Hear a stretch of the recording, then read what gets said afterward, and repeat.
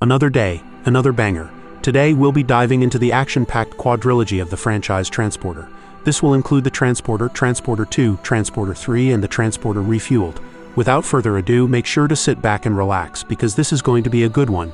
The first movie kicks off in a car park where our main man sits alone in his car. After his watch beeps, he puts on some gloves and begins to drive. Once on the street, Frank Martin cruises along when he suddenly pulls up beside two officers. Ignoring them, he continues his journey and arrives at a bank. Suddenly, four armed and masked men run out and jump in the car, where Frank tells them there was only supposed to be 3 of them, and the extra weight means they need to fill up gas and they will be at a disadvantage during a police chase. An extra 80 kilos means we'll not make your destination on the gas I have allotted. I don't want to get caught. You don't want to get caught. Just drive the car, man, or you're gonna catch a bullet to the brains! Unburdening their load, Frank puts the car into gear and starts flying. Showing off his driving skills, the police attempt to chase him, but wow does he put it on them. Making his way onto a busy street, he goes into oncoming traffic and the other passengers are loving the ride. With undercover cops attempting to do something about this, they manage to keep up for a couple seconds, but Frank controls his surroundings well and escapes them. One of his passengers has a quick puking break, and Frank tells him time's up and continues his getaway. Problematically though, he is cut off by a truck and workers and the cops get out of their cars. Frank has a look around there and rips a burnout before intentionally flying off a bridge and onto a tow truck. The cops see this though and immediately give chase. Taking one of the robbers' guns, Frank shoots a lever, causing a car to crash into the cops. Nonetheless, they still chase him, which causes him to drive away. Soon enough though, he arrives at a dock and uses a small train to finally escape the cop cars and laugh at the remaining man trying to do something. The team end up coming to a stop and Frank is handed his money and realizes there's extra. They want him to take them somewhere else, but Frank says, Deal is the deal. Rule number 1. Leaving the car, they get into another vehicle and drive away. Completing his mission and putting his usual number plates back, Frank goes back to his normal job of delivering milk. Once home, he hides the number plate in his stash and makes sure to give the car a massive clean. Watching TV later that day, Frank discovers the other men were all apprehended when they took a wrong turn into a one-way street. Hearing a knock suddenly, Frank has a look to see Inspector Tarconi there. Telling Frank that his car matches the description of the car on the pursuit, he mentions there are 88 more cars he'll be looking at. But since the plates do not match the ones on the chase, the inspector instead has some small talk to probe the type of person Frank is. Discovering he is ex-military, he has a look inside Frank's garage and tells him he might be back later. Once he leaves, Frank receives a call asking for a transporter. I'm looking for a transporter. I'm listening. At a bar later, Frank meets up with new clients who tell him they want him to deliver a package about 50 kilograms in weight to a specific address. Frank tells them do not mention anyone's names, and once he gets the rest of the details, he asks for $40,000. Half now and half upon completion, and the men agree without hesitation. After burning the evidence, Frank leaves and one man tells the other man no. The following day, Frank begins his mission and the men place the package in Frank's boot. Giving off a weird vibe, Frank nonetheless continues his mission. After some time though, he hears a noise and realizes his tire is flat. Pulling over, he goes to change it and opens his boot for the spare when he sees a person squirming in the bag. Pushing it to the side and grabbing his tire, he changes it and simply puts the body back to where it was and drives away as if he didn't see anything. Having a stop some while later, he just stares at his car and decides to buy an extra orange juice before getting into his car and taking off. After a bit of driving, Frank pulls over and hesitantly opens his boot. He then unzips the bag to find a woman named Lai. Tied up and gagged, Frank pulls out a knife to cut her free to drink the juice, but she just screams until he forces her. Using a straw to drink, he eventually stops and decides to honor his contract and shove the lady back into the bag. Continuing his drive, the transporter's only job is to transport, yet the woman's screams cause him to go check on her. I'm going to take the tape off. If you scream, I'll have to kill you, understand? Asking to pee, Frank doesn't want to get his car dirty and puts a rope on her. Giving her only 1 minute to do her business, he holds onto the rope and tells himself he's breaking the rules. Counting down the final remaining seconds, he finishes, but the woman doesn't come out. Going to force her out, he problematically discovers she tied the rope to a tree and escaped into the massive forest.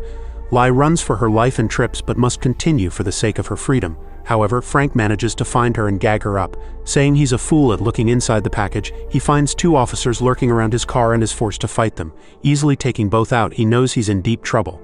Eventually arriving at his destination, Frank meets a man named Wall Street who tells him he's late. Frank says there was a small problem he fixed and hands over the package. Both Frank and Wall Street have a little banter, and Frank explains the rules of the trade before being handed his money. Going to leave, Frank is offered another delivery and he agrees to do it. Being told the weight and the destination, he is handed another $20,000 and grabs a suitcase to deliver. Wall Street seems to like Frank, and Frank embarks on his new destination and just stares at his car. Using a vending machine, he walks to his car when suddenly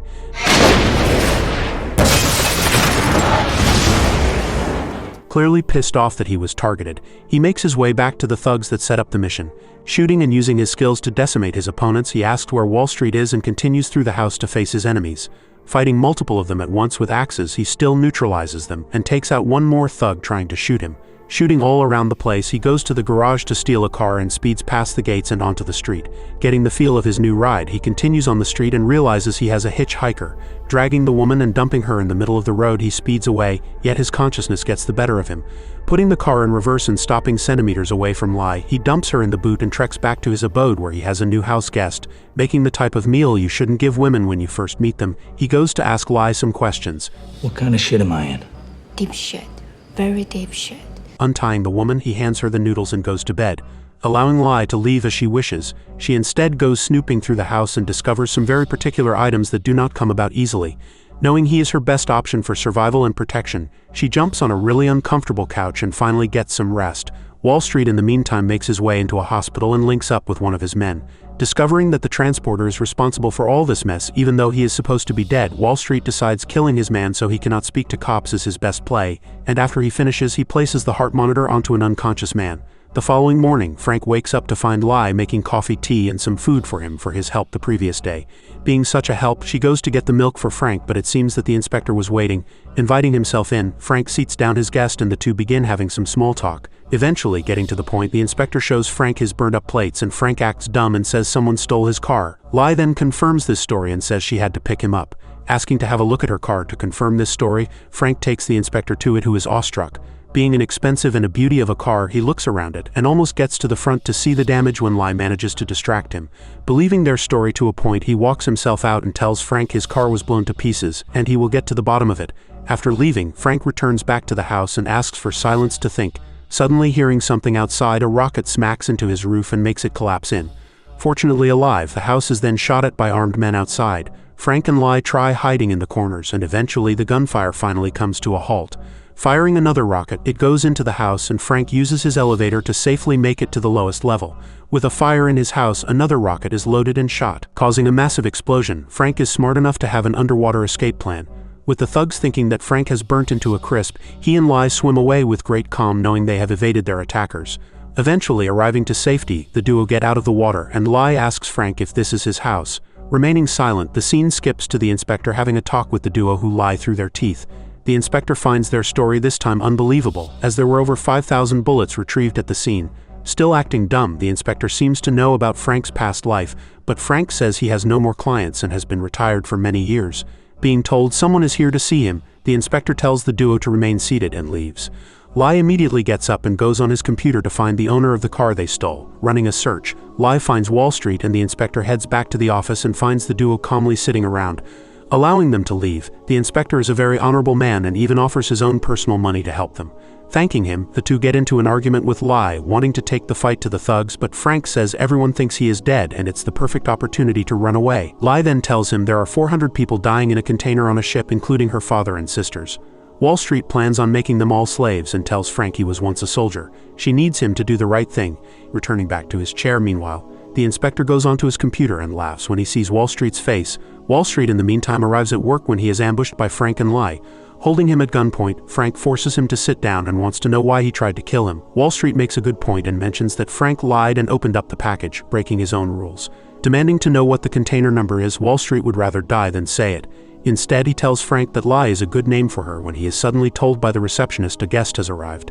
Mentioning it is Lai's father, Lai aims her gun at him and demands the number but receives no answer. When Mr. Kwai walks in, he tells his daughter he is not smuggling people in containers and to get the gun out of his face. Grabbing his own gun and aiming it at Frank to taunt him and his daughter, she lowers her weapon and Frank is ordered to be killed. Stopping when the receptionist mentions police have entered the building, the inspector makes his way up and Frank is neutralized by the thugs. Wall Street then confesses people are inside the containers and after knocking him out, the inspector walks into the room and wants to know what's going on. Wall Street says Frank abducted Mr. Kwai's daughter and wants to press charges for extorting, bribing, kidnapping, and assault. Going along with it for the time being, he wants everyone's statements at the station when their lawyer arrives. Frank awakens in a cell with the inspector apologizing and telling him charges have been filed against him.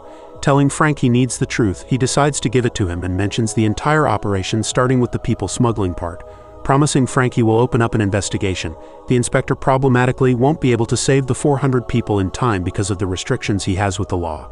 Choosing an alternate path, he leaves the cell door open and gives Frank the opportunity to get the job done on his own. Holding the inspector as a fake hostage, Frank barges his way through the police station and walks out the front door, immediately stealing a car and going in and out of shops. He eventually stops to let the inspector out. If this is how you transport, I'm amazed you get any work at all. Handing him back his gun, Frank honestly thanks him for his help and promises to get the job done. Frank eventually arrives on the shipment where the people are being held, with Frank using a stethoscope to listen inside the containers. Spotting Lai, Frank goes to have a talk with her when Wall Street tells his driver to only take the highway and head straight to the warehouse.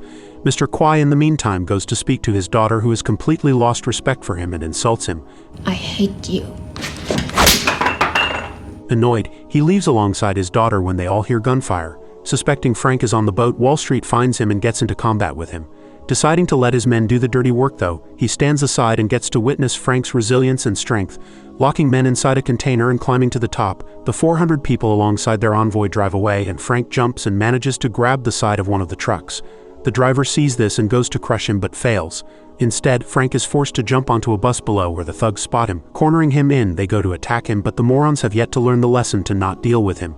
Managing to lure him into a bus, he is trapped between 10 men and has no escape. Fighting as he usually does, he is a transporter and proves his worth. Planning on transporting all the thugs into their coffins, he calmly slices and dices them one at a time before locking them in the bus.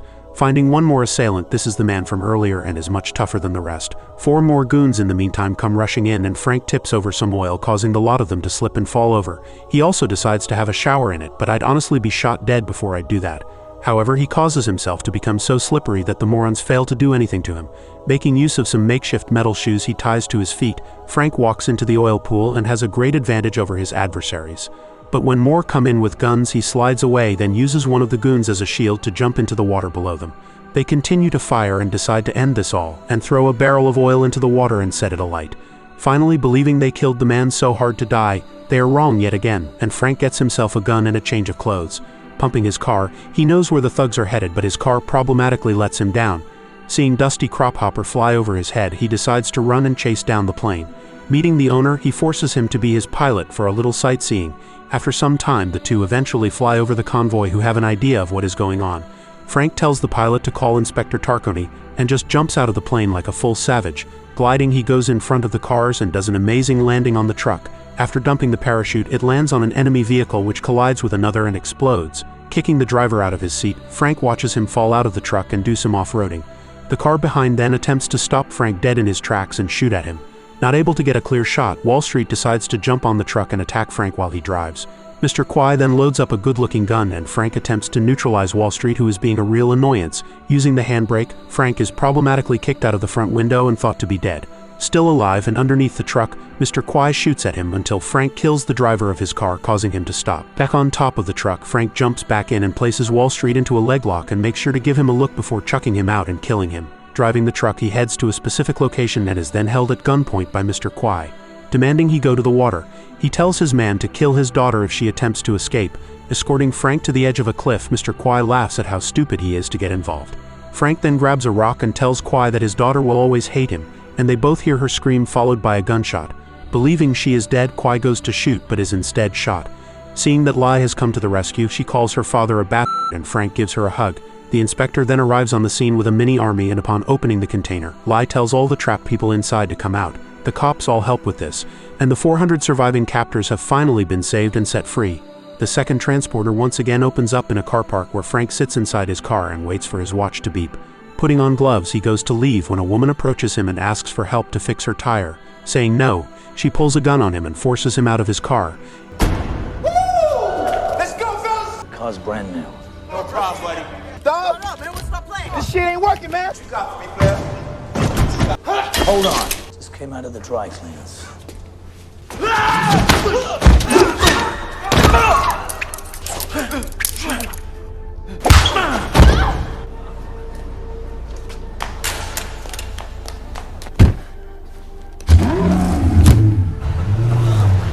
Frank immediately makes his way onto the street and straight to a primary school. Soon enough, a kid named Jack Billings enters the car and repeats a list of rules Frank wants him to follow. Going to play a game with him, Frank gives him puzzles he has to solve. Cruising, the two have a laugh with one another when eventually Frank drives into an enclosed property covered with armed security. Driving onto a massive estate, Audrey Billings is having an argument with her former partner, Jefferson. Stopping and approaching the car, Jack wants his mother's help in solving Frank's riddle. Realizing the answer, she tells her son, and he answers it correct. Leaving the car, it seems Frank is filling in for one of his friends, but Audrey quite likes him and is going to miss him. Thanking him, she begins venting about Jefferson, how he hasn't seen Jack for months but really appreciates Frank's help. He tells her she done a good job raising her son and offers his services if she needs anything. She does, however, ask for a favor on the weekends to take Jack out to the doctor's while she organizes a surprise birthday for him. Weirdly enough, a little bug on the roof listens into the conversation and hears the entire thing. Jefferson then calls Audrey and wants to finish his conversation with her. With Audrey telling Frank goodbye for the time being, he closes his window and shoots off. On the street, however, a blue surveillance van contacts someone and confirms the operation at 9 a.m. tomorrow. Elsewhere, a man wearing white practices sword fighting with multiple assailants at once. Showing he is the real master, Johnny walks into a room with many men staring at him. They then open a suitcase with a deadly virus and another for the antidote.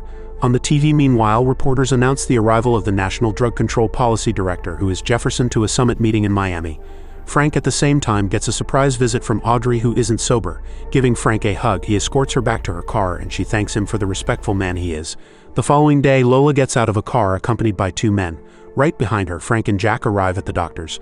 Little do they know, though, Lola is a sociopathic killer who murders both the receptionist as well as the doctor. Contacting her boss Johnny about the news, he is happy to hear it. Jack and Frank in the meantime walk through the car park and into the elevator of the building. Once at the doctor's office, Lola is playing the receptionist and tells Frank the main doctor is sick and the substitute is in room 3. Also realizing the receptionist is sick today, Frank sees the doctor, who says the actual doctor had an emergency. Not allowing Frank into the room with Jack, he gets a call from Inspector Tarconi, who has come to visit him. Suspecting something very wrong is going on, Frank tells him to take a cab to his as he's busy. Noticing blood, Frank quickly rushes into the doctor's room and immediately attacks them. Telling Jack to run away, he stabs one of the men and knocks out the other. Lola then fires at Frank, who rushes into a room. Finding Jack there, he makes a makeshift bomb and detonates it to disarm Lola. When the sprinklers engage, Frank grabs Jack and goes into another room. Realizing their targets have escaped, the thugs instead place a device on the bottom of Frank's car. When he and Jack rush out, they simply get into the car and speed away. However, Lola decides to meet them on the street and fire away, only to realize the car is bulletproof.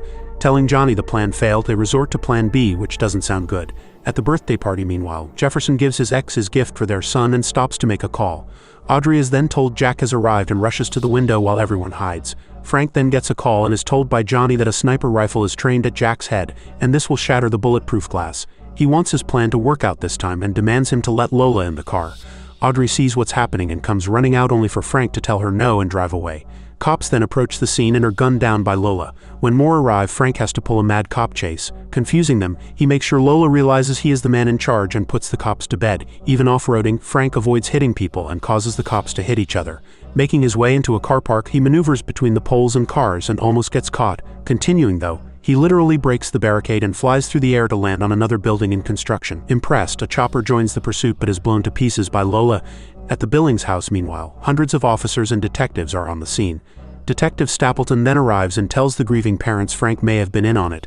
He's ex-Special Forces. Head in an elite commando unit for 5 years, specialized in search and destroy. The man is a hunter. Jefferson couldn't care less and just wants his son. At the docks later, Frank is forced into a warehouse with tens of men nearby. Holding Jack out of the car, Frank is pulled out on and greeted by the boss. Johnny then mocks his prisoners and makes a call to Jefferson. Telling him and the cops he wants $5 million in the next 2 hours, he says how he wants it and where he wants it. With Jefferson being worth at least $100 million, he sends a threat. If the money doesn't arrive, I send a finger. 20 minutes, a hand. 30 minutes, a foot. Making the deal, Audrey cries and Jack tells Frank he promised to protect him always. Mocking him, Johnny tells Frank his rules are going to be broken today and holds him at gunpoint to get into his explosive-ready car. Doing so, the men get into their boats and flee the scene. Lola goes to activate the bomb, but Frank is just on another level, like literally. Managing to escape his death trap, Jefferson gets a call with all the cops nearby and realizes Frank is on the line. Saying it was not him and giving the location of the culprits, they instead track his cell and go to chase him instead. But he'd never fall for such a dumb trap. The inspector meanwhile gets a call from Frank, who tells him to get out of the house. Being too late, the cops arrive and ask who he is, and the answer: he is the cook. Unable to help him, he is arrested and Audrey's cell begins ringing. Picking it up to discover Frank on the other line, she sneakily walks out of the house and is told that he made a promise to her son to protect him, and he will not fail his promise. At the cop shop, meanwhile, the inspector makes up a fake story just like Frank had done to him in the past. Confused, the officer really doesn't know what to do with him, but in the meantime, Frank goes back to the doctor's clinic from earlier and gets a surveillance tape of one of the thugs. Deciding to find some more evidence, he hitches a ride on top of the elevator and goes back into the crime scene. Discovering the needle they tried to inject Jack with, the needle is broken, and Frank is forced to dismantle 2 officers in the room. Grabbing another needle, he decides to completely get out of the building. Back with Jefferson in the meantime, he listens to his son's kidnapper's instructions and places the money in the boot of a car.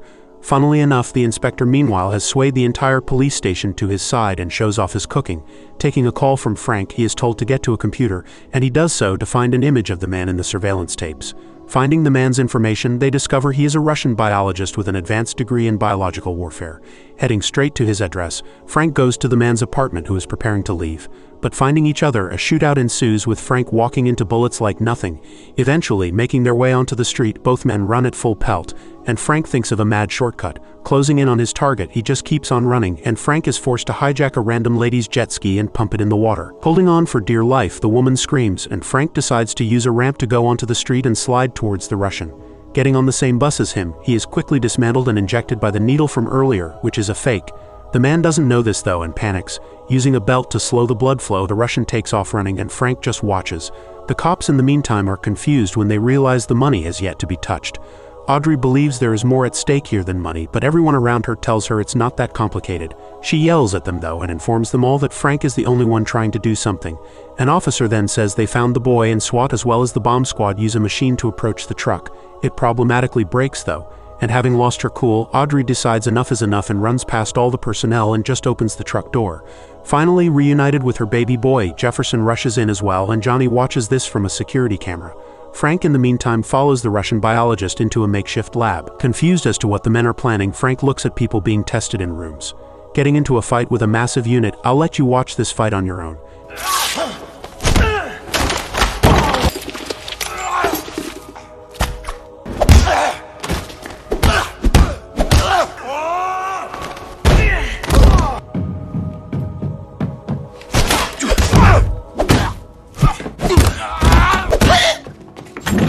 Eventually killing off the man, the biologist goes to the head scientist and demands the cure.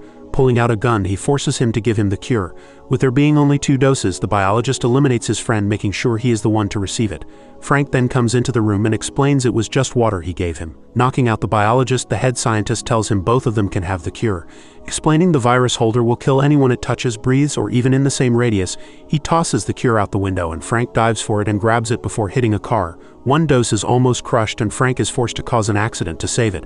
Problematically broken though, Frank sees the other vial and rushes for it only to save it at the last second. With blood in his eyes, Frank can see the entire picture now and is ready for f***ing war. Going back to Jack, the doctor on site tells his parents he has a simple viral infection that should pass in a day or 2. Leaving them, Jefferson begins coughing and is then told they need to go to the conference. Saying goodbye, Jefferson heads off and Audrey seems to be feeling a bit off. Receiving a call from Frank, she answers it, and Frank comes from behind her. He explains to her that Jack has been infected with a deadly virus that is now airborne and is targeting Jefferson as he is heading to a conference where every drug enforcement agent in the hemisphere is in one room. One of the guards on the property meanwhile discovers they have a guest in the house. With Audrey burning up, the guards attempt to capture Frank, but to no avail. Without a bullet to even let off, Frank disarms all the security and goes to the conference. At the conference meanwhile, Jefferson gets a call from Audrey, who tries explaining the situation, but with no reception he cannot understand a word she says and just keeps coughing. Frank in the meantime gives the inspector a call. Answering, he asks him for help as he doesn't know his next move. Going through a database and finding Johnny, the cops are alerted to someone entering the database and go to have a look. As he gives him the address, Frank runs and decides to hijack a taxi. With Audrey very sick and Jack feeling a lot better, she gets up and collapses on the ground. With the conference being such a success, Jefferson walks out but also drops and is escorted away in an ambulance. With the entire city being held at gunpoint, Frank makes his way to Gianni's house. Being injected with the antidote, Frank breaks his way onto the property and is shot at. When they inspect the car though, they discover him missing. Checking all around the property, Frank begins his assault. Surrounded by men wielding swords, axes, and everything alike, a brawl takes place. Not really being fair as it's about 50-1, Frank toys around with his enemies and uses a metal pole to restrain his attackers. Whacking them all around the place, Frank systematically takes one assailant out at a time and the cab driver is tripping out on himself. Going into the main house, Frank is held at gunpoint by 2 men and using his speed, disarms them both and uses a hose to knock down and put the men to sleep. Making sure some of them don't have any more kids, he uses the hose as a whip and, let me tell you, makes them all look like absolute morons. Finding Johnny and now holding him at gunpoint, he laughs at Frank and says he is the antidote and he cannot touch him. Finding out Johnny was hired by the Colombian cartels to kill the governments on their backs, Frank is then interrupted by Lola. Getting into a fight, Frank doesn't have much time and sticks Lola onto a metal rack, killing her. Seeing Johnny has fled in a chopper, he steals one of his Lambos and literally keeps up with it.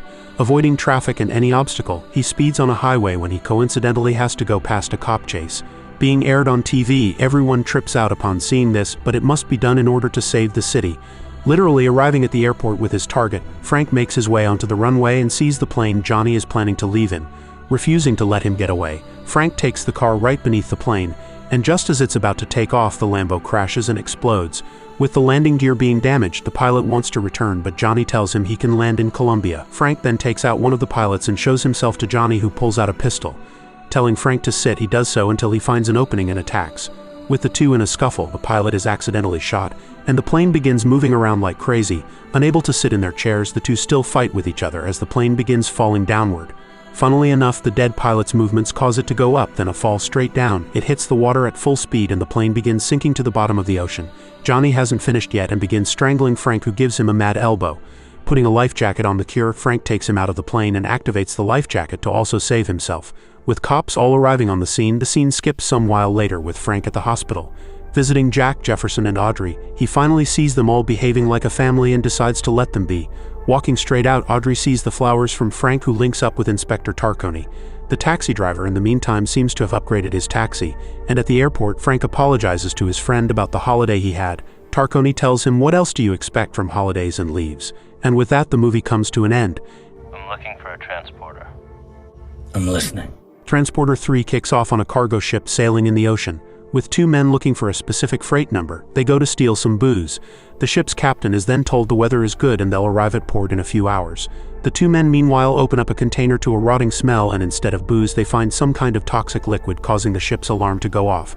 Swearing, the captain rushes down and his team all put on masks to discover the two men completely dead. Tossing their corpses overboard, the scene skips to the port of Odessa, Ukraine, where an Audi comes out of a ship and makes its way onto the street. Going through customs, Malcolm is told to continue by border security, and Frank alongside Tarconi just fish and relax with each other. With Malcolm being taken in for a random check, he tries to convince border protection to leave his friend asleep and to let them pass without going inside the office. Not having it though, Malcolm decides to speed away. With the cops attempting to catch him, he drives through alleys, streets, and whatever he can. Eventually, he causes an accident and manages to escape. Tarconi then gets a call from his superiors, who alert him to the situation and want to know if Frank was involved. Clearing his name as he has the perfect alibi, Tarconi begins going back to shore just when Frank finally catches his first bite. At the airport terminal, meanwhile, a private plane lands and Johnson as well as his team disembark. Going to security, they are all cleared, and the scene switches to the Ukrainian Environmental Agency Minister, Leonid, telling the media he is going to upset a few companies tomorrow. Walking into his office to find a confidential package, he takes out a ringing phone while Johnson watches him from binoculars through his window. Telling the minister he is the negotiator between Eagle Corporation and the issue of their license to do business in Ukraine, he forces the minister to look inside the envelope to showcase some sort of blackmail they have on him. That night, Frank sits alone in his house when out of absolutely nowhere a car comes crashing into his building. Calling emergency services immediately, then going to have a look at the injured man, he discovers it to be Malcolm. Having a flashback, Frank remembers refusing a job and handing Malcolm's contact information instead. However, the man there says his boss doesn't take no for an answer. Being surrounded, they attempt to intimidate Frank, but he doesn't give a shit and just goes to attack them. Punching, kicking, and using every aspect of his body, the men stand no chance against Frank, who humiliates the lot of them. With Malcolm waking up, he tells Frank he had nowhere else to go and points to a bracelet he is wearing. With the ambulance arriving, they quickly spot the injured patient and rush him directly into the ambulance and to the hospital. With Frank inspecting the car, he discovers a girl in the back seat. Opening her eyes, she is a bit delusional and tells Frank she cannot get separated from Malcolm. Realizing what's going on, Frank rushes outside to stop the ambulance but is too late.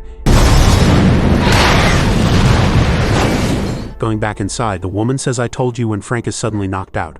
Awakening half naked and in a weird cell, he notices the bracelet Malcolm had on and goes to inspect the room. Putting on a suit ready for him, Johnson enters the room, and Frank tells him he is retired. but since they took his advice earlier and used Malcolm, he turned out to be a failure, and now Frank must step up to the plate. With his man constantly being a nuisance, Johnson shoots him dead, then aims his gun at Frank. Giving him 3 seconds, Frank agrees on the condition he drives his own car. Showing him his upgraded vehicle, Johnson tells his guest how he took it upon himself to change the car and put the newest tech in it. Frank then sees the girl from earlier and says his rule is he works alone. With Johnson aiming a gun at the girl's head, Frank stops him and says he can make an exception for today. With Frank getting into the car, Johnson explains the bracelet has chemicals in it, and once he is a certain distance away from the car, it'll warn him until he is 75 feet away, then will blow up just like Malcolm did. Frank has heard enough and closes his window. Making his way onto the street, he isn't happy, and his passenger is quite the talker as well. Back with the cargo ship from earlier, they request clearance at the Ukrainian port and are told to drop their anchor and wait as they're waiting for signature clearance from the minister. The minister, meanwhile, is told his powerful friends are working on resolving his problem and are keeping it out of official channels. Inspector Tarconi, on the other hand, can't have a break and realizes his friend is missing. With the tow truck moving Malcolm's car from the scene, it is suddenly blocked off en route to the forensic lab. 2 men then step out and kill the driver and retrieve something from Malcolm's car before fleeing. Back with Frank, he gets off on the wrong foot with his passenger, but nonetheless their fates have been linked, and so Frank calls Johnson for the mission rundown. Telling him he has to drive to Budapest, he stops the car and decides to once again break his rules and introduces himself as Frank. The girl refuses to give her name though and is quite hostile. Frank tells her that if they want out of this mess, he needs to know what's going on, and she decides she doesn't want to talk anymore, causing Frank to start their journey. Eventually, admitting to her name being Valentina, Frank shakes her hand and the inspector discovers the dead tow truck driver. Finding out he has a hidden dashcam, Tarconi sees the culprits of the murder as well as the GPS they took out of Malcolm's car and their number plates. In the minister's office, meanwhile, he gets his visitors from Eagle Corp. Happy that he wants to reconsider their proposal, he is clearly being blackmailed and handed contracts to sign. Realizing they want their cargo ship's entry, he discovers they want to bring in 8 ships a year, which is more volume and output than planned. Saying he will see this tomorrow in Odessa to sign the contract, they try convincing him to do it immediately. However, he is trying to stall some time and gets the men to agree, instantly calling the captain of their cargo vessel. They hear of the leak on the ship and will be caught if they are searched, telling the captain to relax, that he'll be cleared in 24 hours. The assassins in the meantime are called by the minister, who seems to have hired them to rectify the situation. Stating they have a location from the GPS, the inspector meanwhile gets a call from Interpol telling him the car was spotted in Rohrdorf. Frank in the meantime arrives in the München vicinity when Valentina asks for food. Saying she has to wait a bit, he decides to intentionally take a wrong turn. Immediately being notified of the wrong turn, Johnson sends someone to get him back on track and does not want him killed. Frank, with all his connections around the globe, links up with an old acquaintance of his named Otto. Explaining part of the situation he is in, Otto sees the bracelet and says there is a program the Pentagon has funded, and based off the theory of magnetic attraction, that bracelet is state-of-the-art. Saying there has to be a transmitter plate nearby, a mini-army led by ICE walk into the warehouse and tell Frank that Johnson wants him back on the road, while Otto looks for the transmitter plate. Frank tells ICE the car is off and needs an adjustment.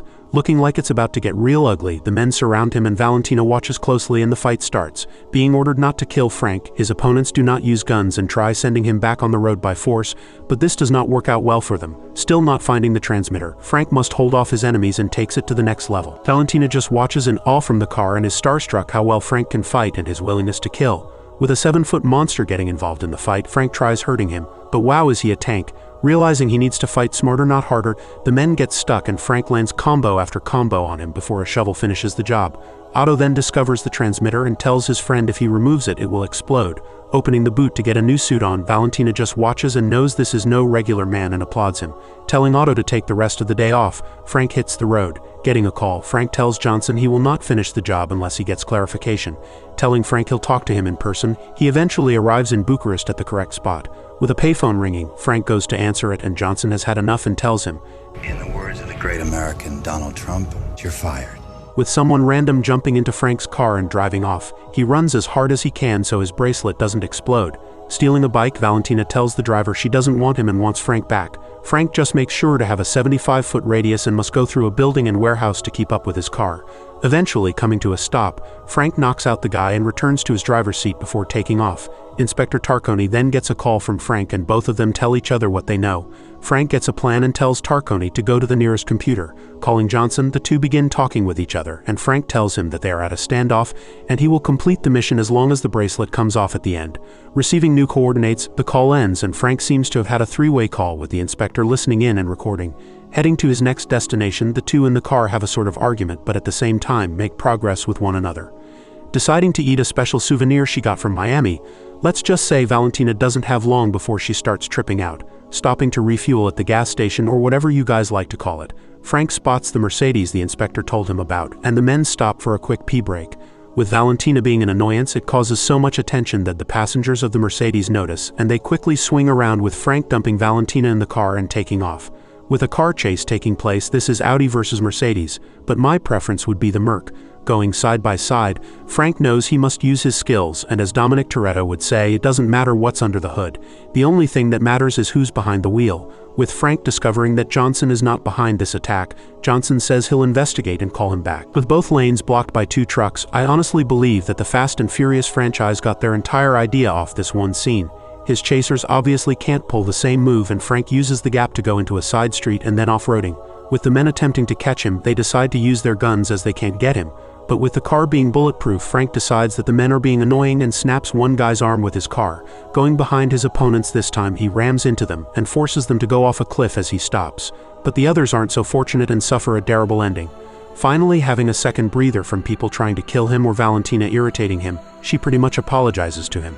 Finally realizing that Valentina was the package the entire time, he wants to know what is so important about her.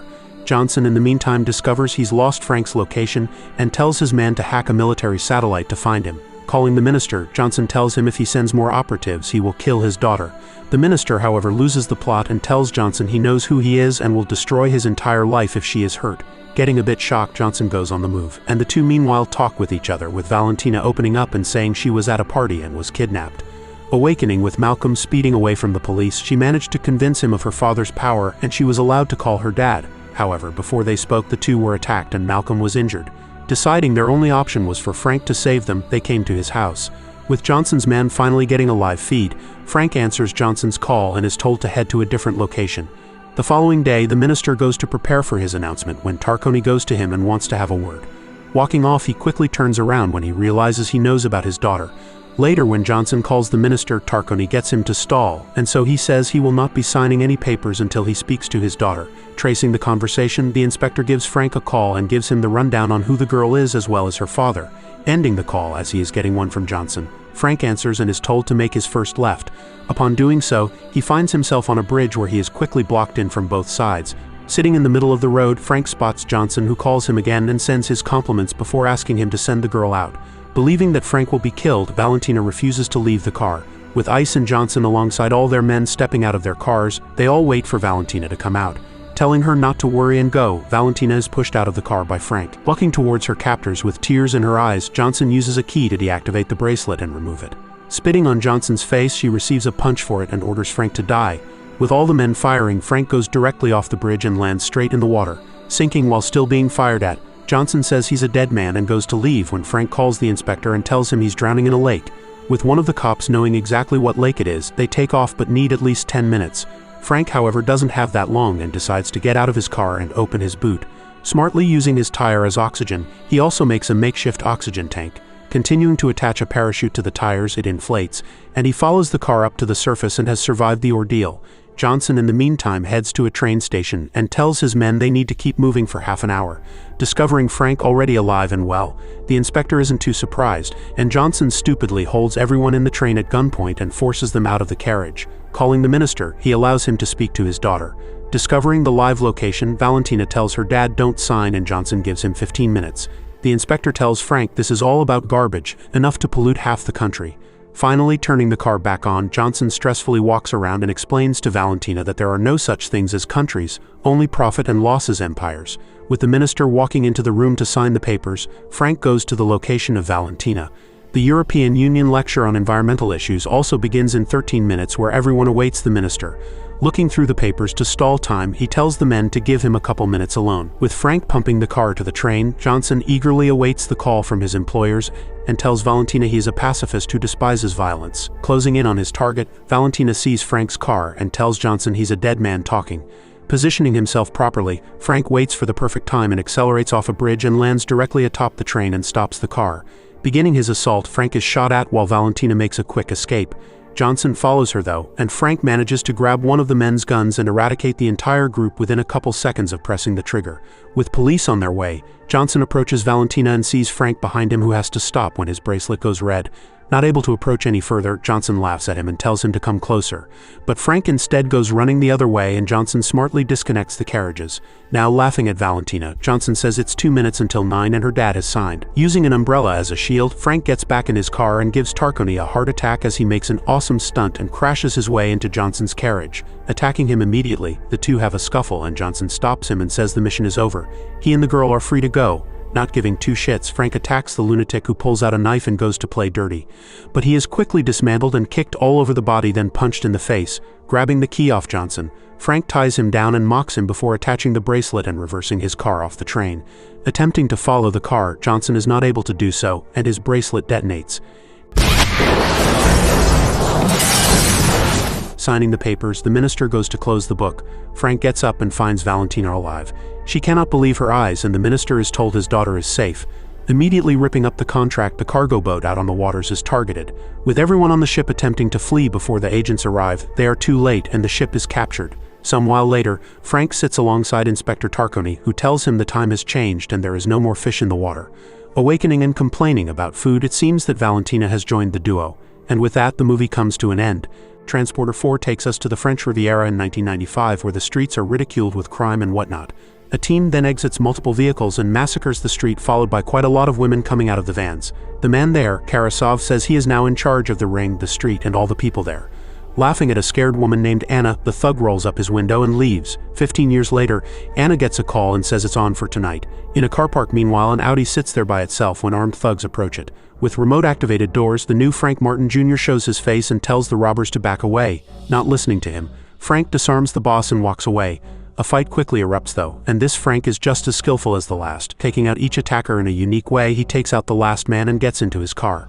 Leaving the car park to begin his mission, he goes to pick up his old man. Arriving at a beautiful building, Frank Martin Sr. jumps into the vehicle and explains to his son that he will be getting £800 a month for his pension. Retired, the two go for a cruise, and the scene cuts to later that night, where Chow tells Karasov's accountant she is on her way. When Anna eventually walks into the room, she apologizes and then... My sentiments exactly. With Chow in shock, the girls steal the accountant's keys and get to work, making a fire trail to the dead thugs and setting it alight. The two women escape, and Frank Jr. meanwhile discovers his dad wants to buy a fishing boat. Having quite a boring and very normal conversation, their night comes to an end when Frank Jr. gets a call. Answering it, the woman on the line wants a transporter and asks to meet in person tomorrow. Karasov, alongside his right-hand woman, Maisa, alerts her boss that there was an issue. Karasov and Maisa then meet with Inspector Bektawi, who presents 3 bodies. He identifies the first 2, but asks if Karasov knows the third. Karasov maintains he's a legitimate businessman, but Bektawi hints that accusing him would be futile, as many officers have used his hostesses. Anna meanwhile has a meeting with Frank, who explains the rules of the transporters, including no names, saying the mission is to pick her up and drop her off. She will also have 2 packages with her, and gives the dimensions and weight of them.